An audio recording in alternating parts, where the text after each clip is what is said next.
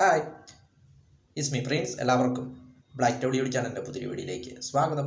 എന്തുകൊണ്ട് വിശേഷങ്ങൾ? എല്ലാവർക്കും സുഖമല്ലേ? എല്ലാവരും ഹാപ്പി അല്ലേ? ഹാപ്പി ആയിട്ടിരിക്കുക. Anything happier live was to go on always പോസിറ്റീവായി. രാജ്യത്തെ നടുക്കിയ കൊൽക്കത്തയിലെ ഡോക്ടറുടെ കൊലപാതകം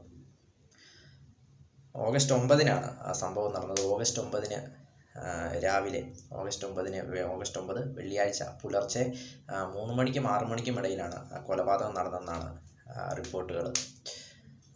വനിതാ ഡോക്ടർ, 31-കാരിയായ വനിതാ ഡോക്ടർ ട്രെയിനിങ് വിദ്യാർത്ഥിനിയായിരുന്നു. ചെസ്റ്റ് മെഡിസിൻ വിഭാഗത്തിലെ 2ാം വർഷ ട്രെയിനിങ് വിദ്യാർത്ഥിയായിരുന്നു കൊല്ലപ്പെട്ട ഡോക്ടർ. 31 വയസ്സായിരുന്നു പ്രായമെന്ന് പറയുന്നത്. അപ്പോൾ ആ ഒരു സംഭവത്തെ തുടർന്ന് പിന്നീട് പശ്ചിമ ബംഗാളിൽ കൊൽക്കത്തയിൽ നിരവധി പ്രതിഷേധങ്ങളും പ്രക്ഷോഭങ്ങളും നടക്കുകയും ഡോക്ടർമാരെല്ലാം സമരത്തിലേക്ക് പോവുകയും ആദ്യം ജൂനിയർ ഡോക്ടേഴ്സ് സമരത്തിനിറങ്ങി, പിന്നെ അത് രാജ്യവ്യാപകമായി, പിന്നെ സീനിയേഴ്സ് ഡോക്ടേഴ്സായി, പിന്നീട് അത് രാജ്യവ്യാപകമായി പ്രതിഷേധമായതോടുകൂടി സർക്കാരിന് പ്രഷറായി. പിന്നെ ഒരു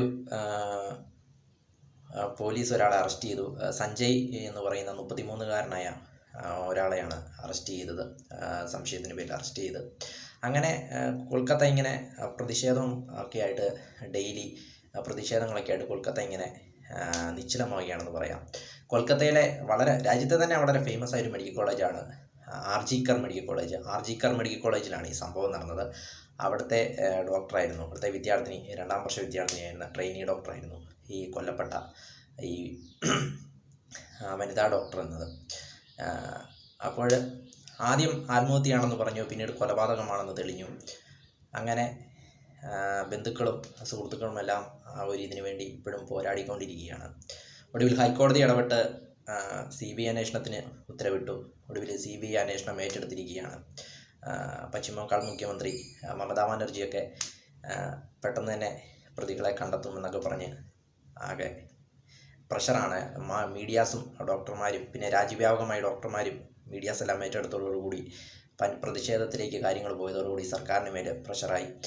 അങ്ങനെ നമ്മുടെ ജീവൻ രക്ഷിക്കുന്ന ഡോക്ടർമാർക്ക് പോലും നമ്മുടെ നാട്ടിൽ ഒരു സുരക്ഷയില്ല എന്നൊരു രീതിയിലേക്കാണ് ഇപ്പോൾ കാര്യങ്ങൾ പോകുന്നത്. അതും രാജ്യത്തെ തന്നെ ഏറ്റവും പഴയ മെഡിക്കൽ കോളേജുകളിലൊന്നായ R G Kar medical college. R G Kar medical കോളേജിനെ കുറിച്ച് നോക്കുമ്പോൾ 1886-ലാണ് ഇത് സ്ഥാപിതമായത്. 1886 സ്ഥാപിതമായി. First Kolkata school of science എന്ന പേരിലായിരുന്നു. 1916 മുതൽ 2003 വരെ കൊൽക്കത്ത യൂണിവേഴ്സിറ്റിയുടെ കീഴിലായിരുന്നു. പിന്നീട് പശ്ചിമ ബംഗാൾ യൂണിവേഴ്സിറ്റിയുടെ കീഴിലേക്ക് മാറി. പിന്നീട് 1886 സ്ഥാപിതമായപ്പോൾ കൊൽക്കത്ത സ്കൂൾ ഓഫ് സയൻസ് എന്ന പേരിലും, പിന്നീട് 1916 ബെൽഗാച്ചി എന്ന പേരിലും, പിന്നീട് 1948 ഇപ്പോഴത്തെ പേര് ആർജിക്കർ മെഡിക്കൽ കോളേജ് എന്ന പേര് കൊടുത്തത്.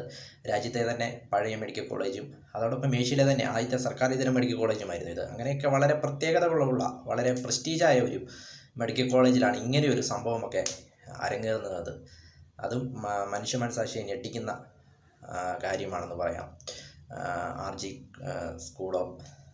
ആർജിക്കർ മെഡിക്കൽ കോളേജ് നഗരമധ്യത്തിൽ, അതായത് നഗരമധ്യത്തിൽ നിന്നും ഏകദേശം 850 മീറ്ററേ ഉള്ളൂ ഇവിടേക്കുള്ള ദൂരമെന്ന് പറയുന്നത്. കൊൽക്കത്ത നഗരമധ്യത്തിൽ തന്നെയാണ് ഈ മെഡിക്കൽ കോളേജ് സ്ഥിതി ചെയ്യുന്നത്. ഏതായാലും CBI അന്വേഷണം ഏറ്റെടുത്തിട്ടുണ്ട്. ഇരയ്ക്കും കുടുംബത്തിനും നീതി ലഭിക്കട്ടെ എന്ന് നമുക്ക് കാത്തിരിക്കും. വീഡിയോ ഇഷ്ടപ്പെട്ടാൽ ലൈക്ക് ചെയ്യുക, ഷെയർ ചെയ്യുക, കമൻറ്റ് ചെയ്യുക, സബ്സ്ക്രൈബ് ചെയ്യുക. വീണ്ടും പുതിയ വീഡിയോ കാണാം. അതുവരെയ്ക്കും ടേക്ക് കെയർ, ബൈ.